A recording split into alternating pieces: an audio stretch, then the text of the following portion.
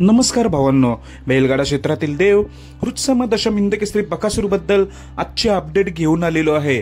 तर भावांनो, आपला बकासूर आज ट्रीटमेंटसाठी सांगली जिल्ह्यामध्ये गेलेला आहे, आता पोहोचलेला देखील आहे।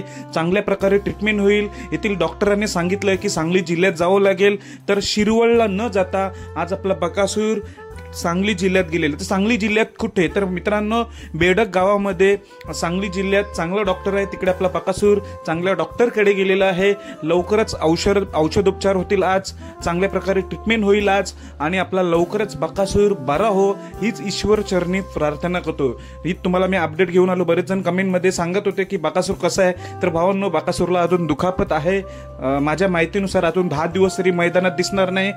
ही दुखापत थोडी जास्त असल्यामुळे आपला बकासूर सांगली जिल्ह्यामध्ये गेलेला आहे, बेडक गावात ट्रीटमेंटसाठी। नक्कीच चांगल्या प्रकारे औषधोपचार होतील, तिथे डॉक्टर देखील चांगले आहेत। तर भावांनो, आपण सर्वजण जेवढे बकासूर प्रेमी आहेत बैलगाडा क्षेत्रातील सर्वजण ईश्वर चरणी प्रार्थना करूया की बकासूर आपला लवकर बरा हो, आज जी ट्रीटमेंट आहे तिथे चांगले उपचार हो।